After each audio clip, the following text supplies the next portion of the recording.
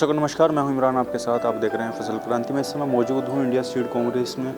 11वें addition का आयोजन किया जा रहा है JW मैरिट होटल में, और हमारे साथ मौजूद हैं इस इंडिया सीड कांग्रेस के convener Vaibhav R Kasikar ji. Sir, Ankur seeds private limited के प्रबंध निदेशक भी हैं। सर, बहुत बहुत स्वागत है आपका फसल क्रांति। धन्यवाद जी। सबसे पहला सवाल मेरा यही रहेगा कि 11वें एडिशन का आयोजन किया जा रहा है इंडिया सीड कांग्रेस का, इसका ऑब्जेक्टिव क्या है, किस लिए इसका आयोजन किया जाता है?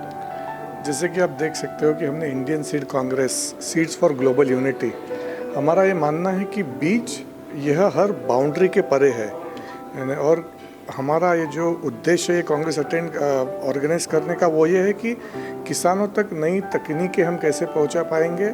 सारे के सारे बीज उद्योग के यहाँ सारे देश से लोग यहाँ मौजूद हैं, उनकी क्या दिक्कत है जो कि हम सरकार तक पहुंचा पाएंगे, ताकि इसका एंड रिजल्ट रहे कि फार्मर्स वेलफेयर।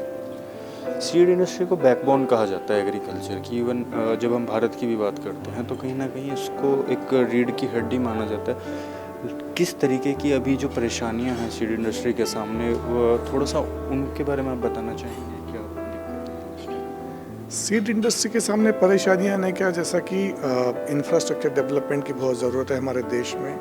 सरकार की तरफ से कुछ ऐसी योजनाएं आनी चाहिए कि जिससे कि रिसर्च एंड डेवलपमेंट को थोड़ा प्रमोशन मिले, और सीड कंपनियां जो काम कर रही है उस काम को एक रिकग्निशन मिले, और किसानों को अच्छा बीज देने के लिए वो मोटिवेट रहे। यही हमारा एक उद्देश्य है इसके बाद।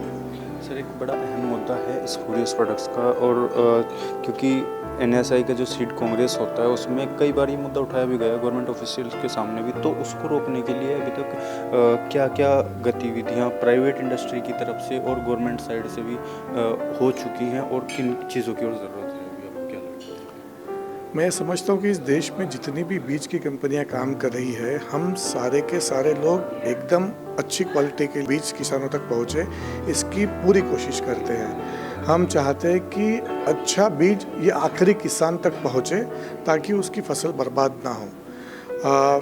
जब मैं ये कह रहा हूँ, इसका मतलब ये नहीं कि स्पूरियस सीड नहीं बिकता है बाज़ार में। मैं ये मानता हूँ कि स्पूरियस सीड बिकता है, बट हमारी एसोसिएशन ऐसे लोगों का निषेध करती है जो किसानों के भविष्य के साथ और इस देश के भविष्य के साथ खिलवाड़ करते हैं। सर, मेरा अंत में चलते चलते आपसे एक और सवाल रहेगा। आने वाले समय में और इस सीड इंडस्ट्री को कहाँ देखते हैं? जैसे कि एक विज़न हम लेके चलते हैं, तो और आने वाले 10 सालों में 15 सालों में क्या लगता है? टेक्नोलॉजी जैसे आपने इंफ्रास्ट्रक्चर का जिक्र किया, तो कितना बदलाव उसमें और हो सकता है, खासकर एक्सपोर्ट पर? आज हमारा देश 5वें नंबर पे है सीड बिजनेस में। हम ये सोचते हैं कि आने वाले 10 सालों में अगर सरकार हमें अच्छा सपोर्ट दे तो अपना देश पहले 3 नंबर में आने की ताकत रखता है, और अगले 15 साल में मुझे विश्वास है कि हम इस दुनिया का सबसे बड़ा सीड हब बनने के जा रहे हैं। इस प्रकार के हम सब लोग काम कर रहे हैं। जो दर्शक आपको देख रहे हैं, आप उनको अपनी कंपनी की तरफ से, NSI की तरफ से क्या कहना चाहिए? आने वाले होली की बहुत बहुत मुबारकबाद, और हम लोग आपको आश्वासन देते हैं कि सारी की सारी सीड कंपनियां इस देश के किसान का कल्याण करने में और अच्छा बीज देने में बहुत सारा काम कर रही है। यह मैं आपको विश्वास दिलाता हूँ। ये थे हमारे साथ वैभव कासीकर जी, जिन्होंने बताया कि इस जो इंडिया सीड कांग्रेस का आयोजन किया गया है, किन चीज़ों को सबसे ज़्यादा हाईलाइट किया गया और क्या क्या बदलाव और लाने की ज़रूरत है। इसी तरीके की और भी जानकारी हम आप तक पहुंचाते रहेंगे। देखते रहिए फसल क्रांति। धन्यवाद।